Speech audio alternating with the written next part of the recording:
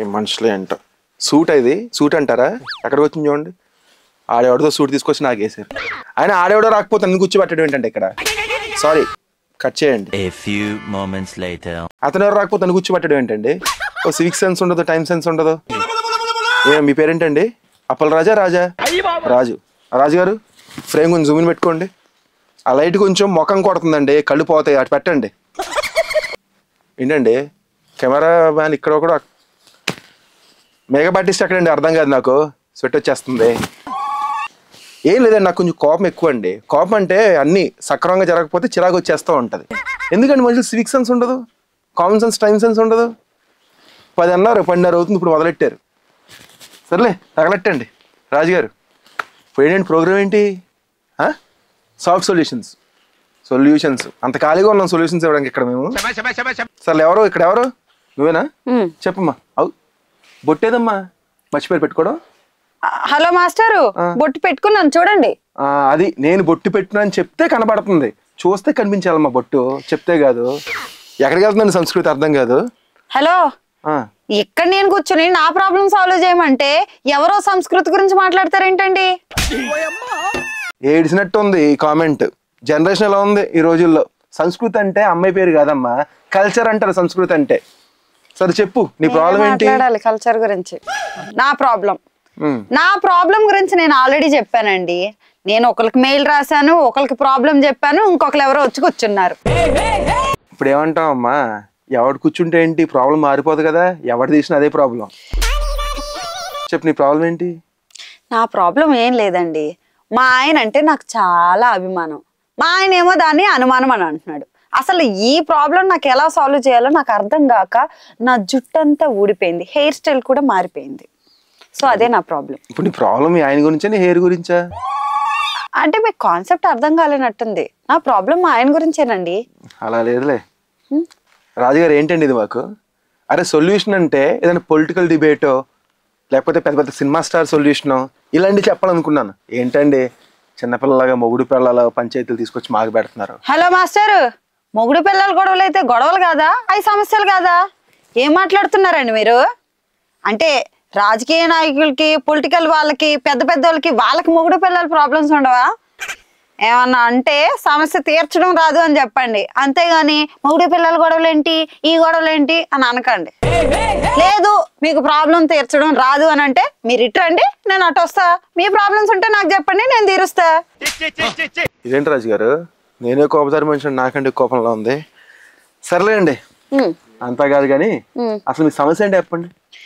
మళ్ళీ మొదటికి వచ్చాడు ఈయన. ఆల్రెడీ చెప్పాను కదరా మగడా ప్రాబ్లం ఇది అని, మళ్ళీ ప్రాబ్లం ఏంటి అని అడుగుతావు. అంటే అంది కానీ ఆ పదం ఎంత బాగుందో, కోపం అంతా పోయింది. ఓకేనండి, అక్కడే ఆగు. అంటే నాకు బేసిక్గా అమ్మాయిలు అంటే, లేడీస్ అంటే చాలా రెస్పెక్ట్ అనమాట. అందుకోసమే అసలు మీ ప్రాబ్లం ఏంటో నాకు క్లారిటీగా చెప్పారు అనుకోండి, అది పరిష్కారం చెప్పే ప్రయత్నం చేస్తాను. ఓకే, ఇది పద్ధతిగా ఉంది. నాకు మా ఆయన అంటే చాలా చాలా చాలా అభిమానం, ప్రేమ, ఆప్యాయత, అనురాగం ఇన్ని ఉన్నందుకు మా ఆయన దాన్ని ఎలా అంటున్నాడంటే నీకు అనుమానం ఎక్కువ అని అంటున్నాడు.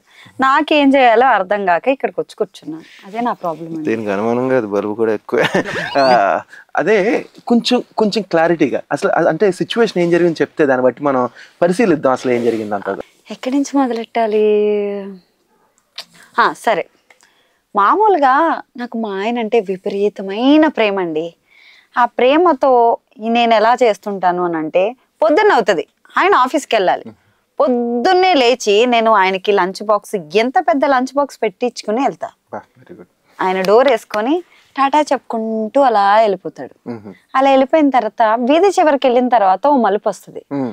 ఈయన జాగ్రత్తగా వెళ్ళాడా లేదా అని నాకు ఒక డౌట్ వస్తుంది. వెంటనే నేను కూడా ఆటో బుక్ చేసుకుని బయలుదేరిపోతా ఆయన వెనకాలే. ఎక్కడికి? ఆఫీస్కి అండి. ఆఫీస్కి జాగ్రత్తగా వెళ్ళాడా లేదో చూసుకోవాలి కదా. అంటే ఇద్దరు ఒక ఆఫీస్ లో వర్క్ చేయరా మామూలుగా? లేదండి, ఆయన ఆఫీస్ లో పని చేస్తారు, నేను ఇంట్లోనే ఉంటుంటాను.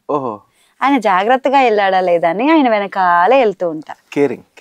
ఎస్. అక్కడికి వెళ్ళిన తర్వాత ఆయన లోపలికి వెళ్తారు, నేను కూడా వెనకాల ఇలా డోర్ తీసుకుని చూస్తాను. లోపలికి వెళ్ళి ఆయన సీట్లో ఆయన కూర్చుంటాడు. అమ్మయ్యా అనుకుని మళ్ళీ తిరిగి వెనక్కి వచ్చేస్తాను.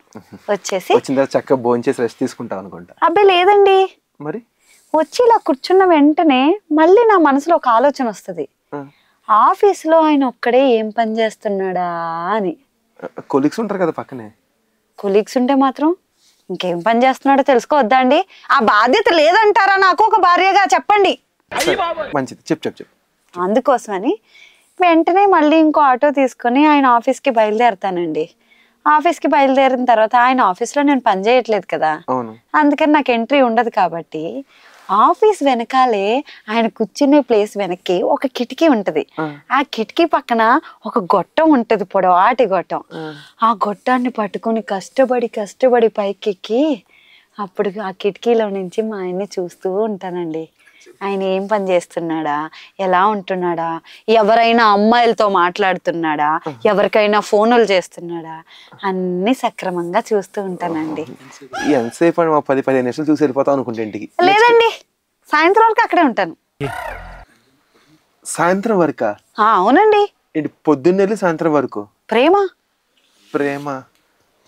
మరి మధ్యాహ్నం భోజనం అంత ఆకలేస్తుంది కదమ్మా. అందుకనే నేను వెళ్ళేటప్పుడే ఒక బాక్స్ తీసుకొని వెళ్ళిపోతానండి, అక్కడే కూర్చుని తినేస్తుంటా. గొట్టం పట్టుకుని మధ్యాహ్నం భోజనం చేస్తావా మ్యాన్ చూసుకుంటూ సాయంత్రం వరకు? అవునండి. ఇది అంతకు మించమ్మా. ఇదిగో చూసారా, మీరు కూడా అనుమానమనే అంటున్నారు. అదేనండి నా ప్రాబ్లం. సరే అమ్మా, సాయంత్రం వరకు వెయిట్ చేస్తావు, చక్కగా ఇద్దరు కలిసి ఈవినింగ్ హాయిగా ఇంటికి వచ్చేస్తారు అనమాట. అబ్బే లేదండి, మేమిద్దరం కలిసి వెళ్ళాం కదా ఇంటికి. కలిసి వెళ్ళరా అంటే ఈ మ్యాన్ కనిపించుకుంటే ముందు వెళ్ళిపోతావు ఇంటికి? అయ్యో లేదండి, ముందు మా ఆయన జాగ్రత్తగా వెళ్తున్నాడా లేదా అని మా ఆయన వెనకాలే నేను ఇంకో ఆటో తీసుకుని వెళ్తుంటాను అనమాట. మళ్ళీ సాయంత్రం ఆఫీస్ నుంచి ఇంటి వరకు? అవును, వాడు అర్థం కాదు. పొద్దున్నే మీ ఆయన వెనకాల ఆటో వేసుకుని వెళ్ళి సాయంత్రం మీ ఆయన వెనకాల ఆటో వేసుకురావడం బదులు ఇద్దరు కలిసి వెళ్తే ఆటో డబ్బులు మిగులుతాయి కదా. మొన్న మా ఆయనకి తెలిసిన తర్వాత కూడా ఇదే అన్నాడండి. అన్నాడా? అనే ఉంటాడు. కానీ ఏంటనంటే ఆయన జాగ్రత్తగా వెళ్తున్నాడా లేదా అని ప్రేమతో నేను వెనకాల వెళ్తుంటానండి, అంతే, అంతకు మించి ఏం లేదు ఇందులో. రాజుగారు, నాకైతే తేడా కొడుతుందండి. అది కదమ్మా, ఇప్పుడు రోజులు ఆటలు తిరిగే బదులు ఇద్దరు ఒకటి ఆఫీస్ లో జాయిన్ అవుతే చక్కగా చిలక గోరింకలాగా ఆఫీస్ కలిసి వెళ్ళి కలిసి తిని ఇంటికి కలిసి రావచ్చు కదమ్మా. ఊరుకోండి మాస్టారు, మీరు భలే చెప్తారు. నేను కూడా ఆఫీస్కి వెళ్ళిపోతే ఇంట్లో పనులన్నీ ఎవరు చేస్తారు? ఎక్కడ వేస్తున్నావు అమ్మా? రోజు వేస్తామాను ఆ గొట్ట మీద కూర్చుని మీ ఆయన చూస్తున్నావు కానీ ఇంట్లో పని చేస్తున్నావు నువ్వు. అంటే అది చేస్తున్నాను కదండి, పొద్దున్నే లంచ్ బాక్స్ పెడతాను, సాయంత్రం వచ్చేటప్పుడు మా ఆయన జాగ్రత్తగా వచ్చాడా లేదా చూసుకుంటా, అయ్యి ఇంట్లోని పనులే కదా. అవునమ్మా, మీ ఆయన అనుమానం అన్నాడు కదా నీకు? కానీ అనుమానం కాదండి, అది నాకు ఆయన మీద ఉన్న ప్రేమ.